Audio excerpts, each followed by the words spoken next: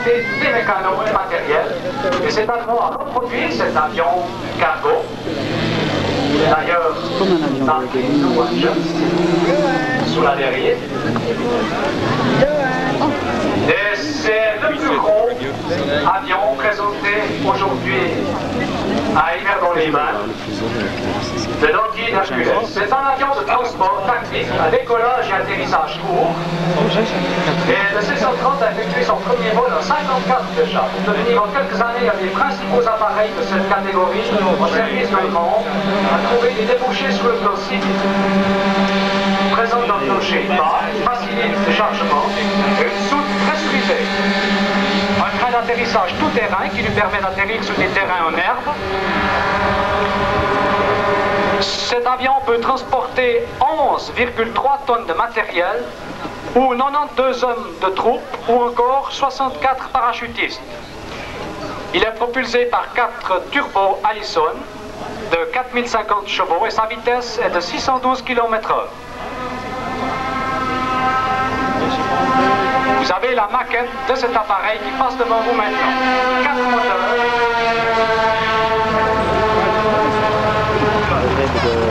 Israélien sur NTV. L'aide israélien sur NTV avait été fait avec des appareils de ce genre. Passage. US Navy. Blue Angels. Aux mêmes couleurs que la patrouille des Blue Angels, ce bleu très foncé. Il faut citer encore parmi les opérations spectaculaires réduites par un appareil de ce genre, le haut fait d'un pilote sud-vietnamien qui entassa 452 personnes, dont 32 dans le monde entier. C'est donc un appareil très célèbre, très souple, qui permet vraiment de transporter des charges considérables. Imaginez 452 personnes entassées dans le fuselage, 32 dans le cockpit, un pilote qui réussit malgré tout à piloter un appareil 3h30 pour se poser en Thaïlande en partant du Sud-Vietnam. Alors que, je vous le rappelle, normalement, il va dans un appareil de ce genre 92 hommes de troupe. Touch and go, l'appareil touche la piste et repart. T'as le smash, hein?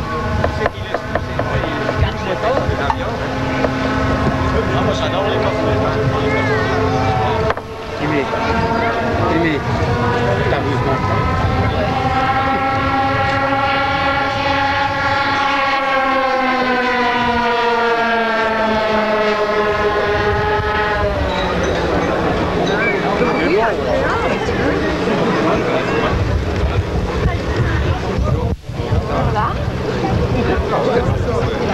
Voilà, retour de l'Hercules dans la piste qui va probablement poser maintenant. Faire un roulage sur le terrain pour décoller, je ne sais pas. Ce que le pilote a prévu quand il allait vouloir poser. Vous voyez l'atterrissage très réaliste de ce superbe appareil. C'est absolument splendide.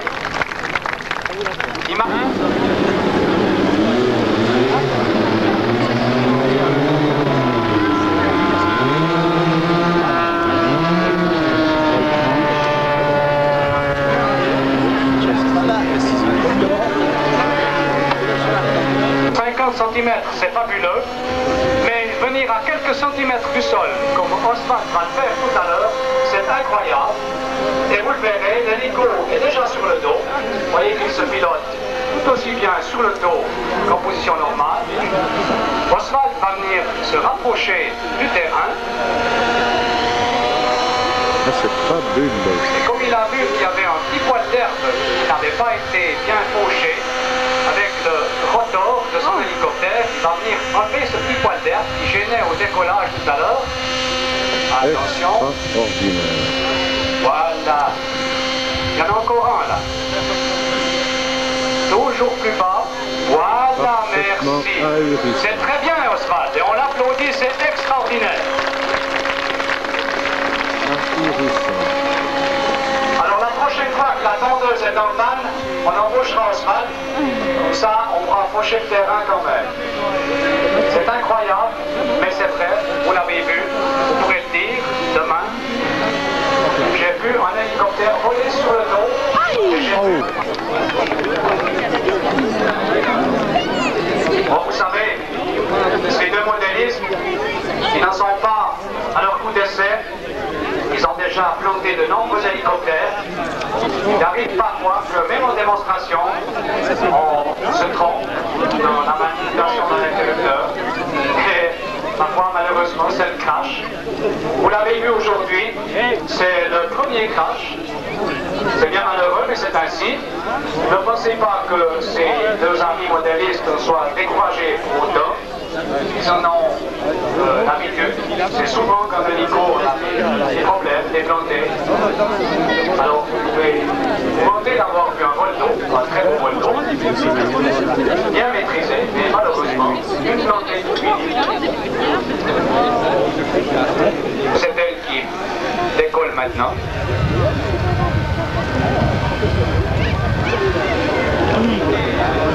Il s'agit d'une aile volante, qui est baptisée Artem 3. Elle est pilotée par le même pilote qui pilotait tout à l'heure le pulso-réacteur. Elle est propulsée par un petit moteur. Et il y a derrière cette aile volante un fumigène qui a maintenant été mis en route. Et grâce à ce fumigène, vous allez pouvoir suivre peut-être un peu mieux les évolutions de cette aile. Aile volante propulsée par un petit moteur à essence, petit moteur propulsif. C'est très joli, c'est silencieux, c'est très maniable. C'est à nouveau un modèle insolite.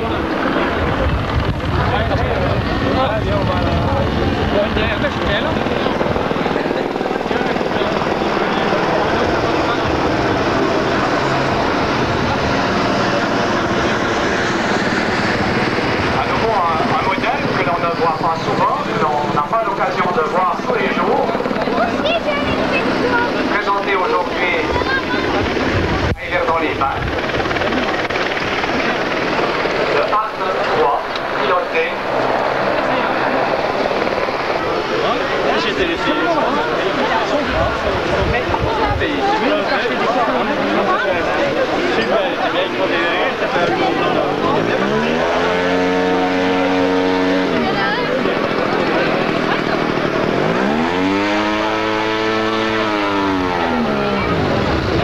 Ça fait vraiment très peu de bruit. C'est très maniable. C'est joli.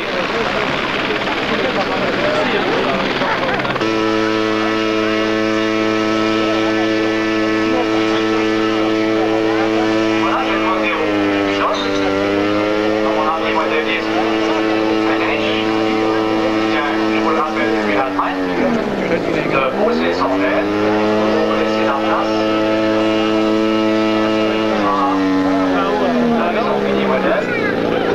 Il va vous présenter maintenant un autre appareil que vous avez déjà vu voler cet après-midi, un T6.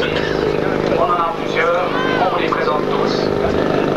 Vous êtes venus pour voir voler ces modèles, on va vous les présenter. On va passer en privé. Voilà l'atterrissage de cette aile. Atterrissage un peu heurté, on l'applaudit. C'est spécial, c'est joli. En parler, je ne vous le présente plus. Je vous le laisse admirer au cours de ces évolutions. Il se prépare maintenant au décollage.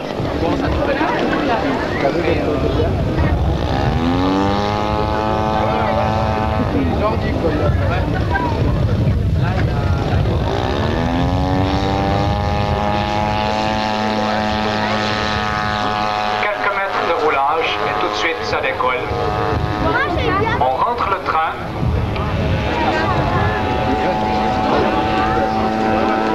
Voilà, train rentré. On est prêt pour la démonstration. Alors regardons ce que va nous présenter la maison Mini-Modèle. Monsieur et madame. Madame est au parc, elle prépare les modèles. Monsieur pilote.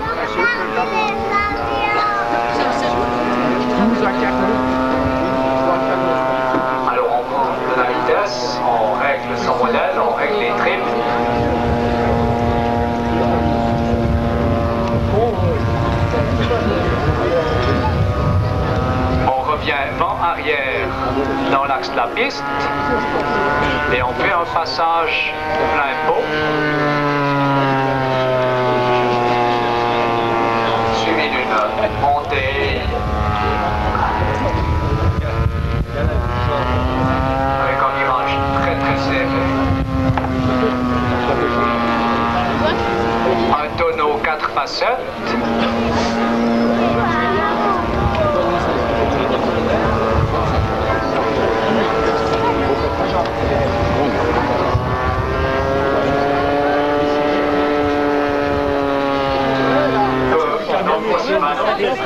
Qui vont vous présenter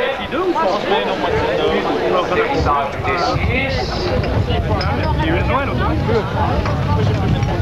Voilà qui est fait.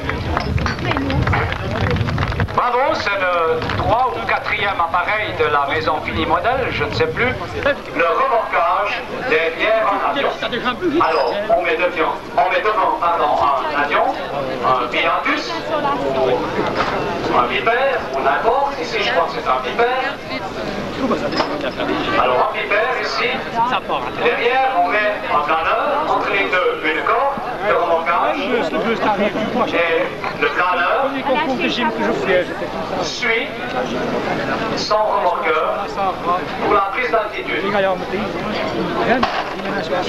Alors la difficulté en modèle réduit consiste à se maintenir pour le pilote du planeur parfaitement dans l'axe du remorqueur. Et ça c'est très difficile parce que l'on n'est pas dans le planeur, on reste au sol. C'est affreusement difficile de se maintenir dans l'axe du remorqueur. Voilà, le planeur a décollé, le remorqueur décolle également. C'est un Pilatus B4 derrière, vous voyez, on le reconnaît. C'est un planeur qui était fabriqué à Stans, dans la firme Pilatus, un planeur d'acrobatie. Ils ont vendu maintenant la licence aux Japonais, il est fabriqué encore au Japon maintenant, sous licence. Alors ces deux messieurs ont un superbe remorquage, vous voyez, le planeur suit bien le remorqueur.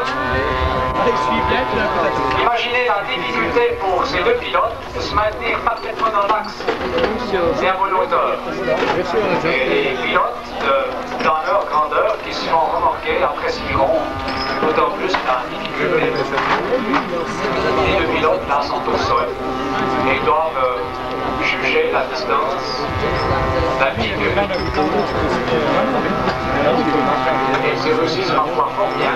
Très beau remorquage.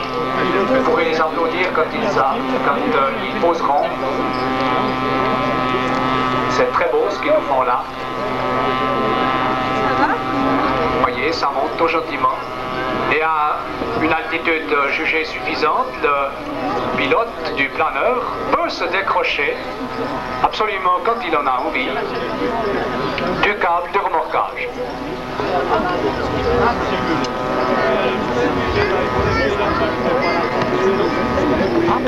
Alors on continue à monter.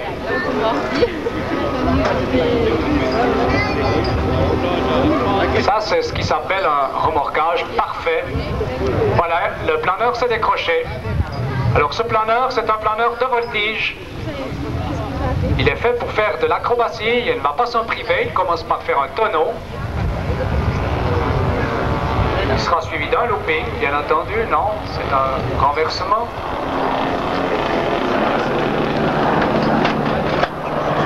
Voilà le looping.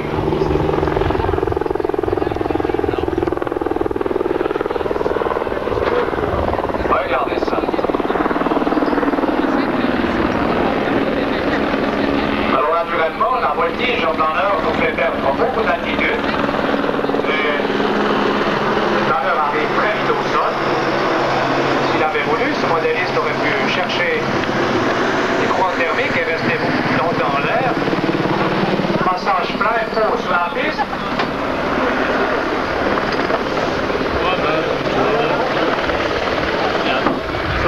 On se remet dans l'axe de la piste et le planeur va poser. Les aéroplanes, non? Comme un vrai. Et voilà. Alors on peut les applaudir parce que vous arrivez sur la piste. avec ce modèle un peu bizarre. Alors c'est Nogares du GMR Colvo et son petit copain qui n'est autre que le Schtroumpf pédaleur.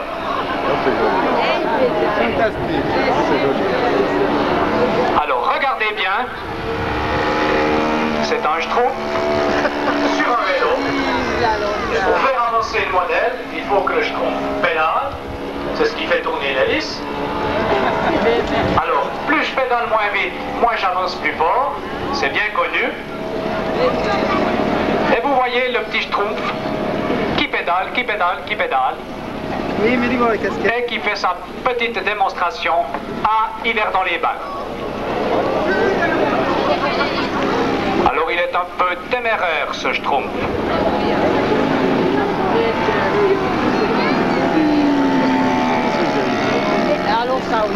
Il se permet des choses un peu bizarres, des passages comme ça. Avec le deux boîtiers de Vinnie Model. Voilà. C'est chose faite.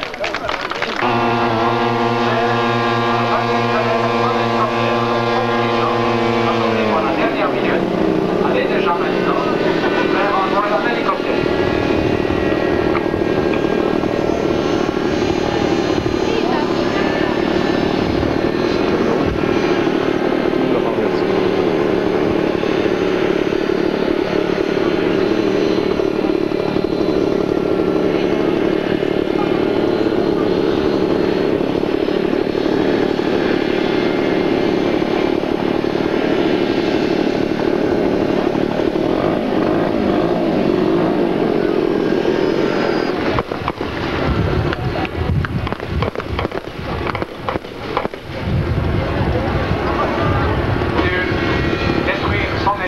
C'est une simulation d'attaque, mais c'est très joli. C'est pour vous montrer une fois de plus. Au commun, mon ami Dietrich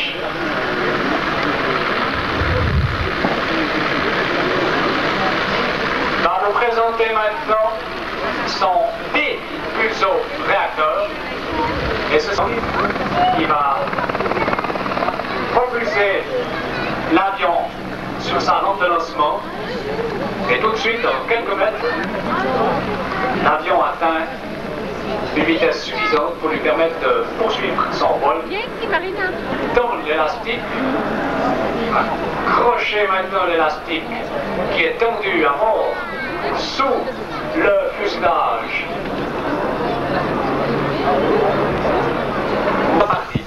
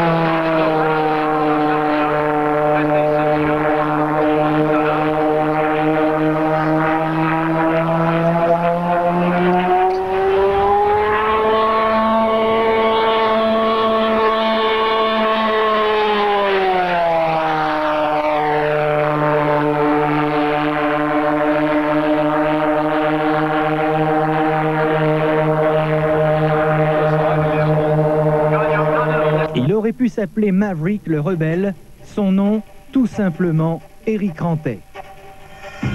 À 27 ans, cet ingénieur en aéronautique, passionné depuis toujours par les avions de chasse, est devenu en septembre 92 un pilote hors du commun.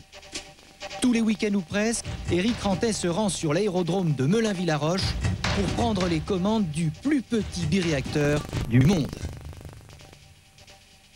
C'est un Phantom F4E qui était en service dans l'armée américaine. Il a combattu pendant la guerre du Vietnam. C'est un avion quand même assez célèbre aux États-Unis. Il n'y a pas un Américain qui ne connaît pas ce type d'avion. Alors, au niveau reproduction, il est quand même assez fidèle. C'est pas une maquette exacte, hein. Bon, c'est pas mauvais. Au niveau longueur, c'est un avion qui fait 2,50 m de long pour 1,50 m d'envergure. La masse de l'avion fait 12 kg au réservoir plein. Pratiquer l'aéromodélisme à ce niveau n'appartient plus aux amateurs. La discipline demande de très sérieuses compétences techniques. Il faut maîtriser tous les paramètres, à commencer par la checklist et sa première étape, le remplissage des réservoirs d'huile. Les moteurs tournant à 122 000 tours minute, Éric Rantais utilise un lubrifiant spécial aéroturbo à plus de 180 francs le litre. Deuxième étape très délicate, l'avitaillement. Les deux réacteurs fonctionnant au propane liquide, l'opération consiste à transvaser le gaz dans deux réservoirs d'une capacité d'1,5 litre chacun. Quant au propulseur proprement dit, en voici un en cours d'assemblage dans les ateliers JPX de Vibray qui en assure aussi la fabrication.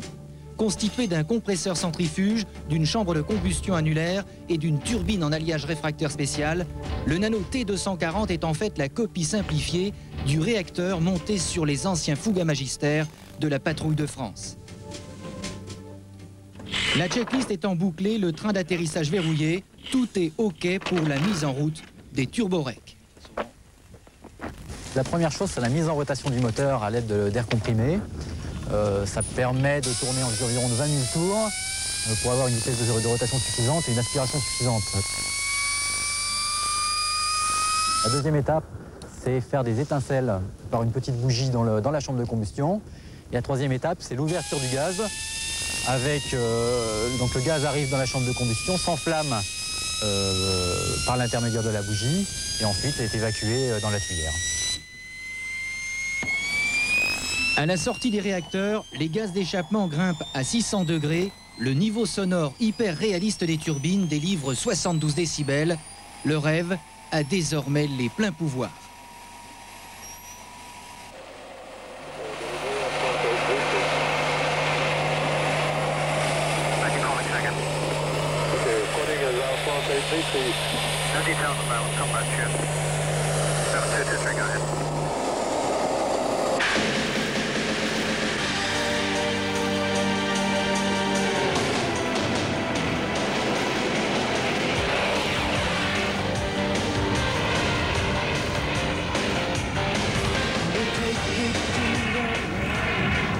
La biréaction déjà c'est unique en France et c'est unique dans le monde. Il n'y a pas deux avions comme ça qui sont actuellement en état de vol en modèle réduit.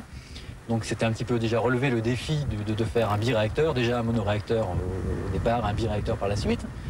Et c'est également la passion des jets, la passion des avions de chasse, des avions de combat, des avions de mon époque.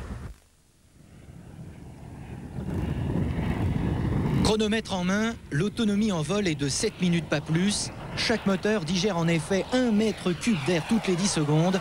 Quant au rapport poids-puissance, il est tout simplement phénoménal. 22 chevaux pour 12 kilos.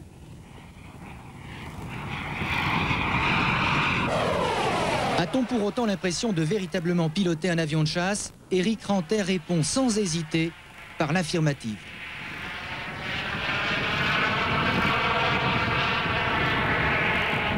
C'est assez compliqué à définir parce que c'est sûr qu'on n'est pas dedans, on n'a pas les accélérations, on n'a pas les impressions de vitesse. Par contre, au bout du manche, on a les frissons parce que ça va très très vite. Ça défile à 200-250 km/h et on est très très tendu. À la fin d'un vol, bon, les vrais pilotes perdent 2 kg par vol. Là, on ne perd pas 2 kg, mais enfin, on a mouillé la chemise, c'est sûr.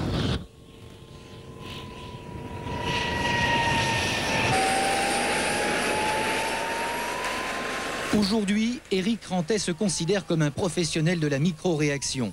Une passion qui demande tout de même un solide budget, 100 000 francs pour un appareil tout équipé.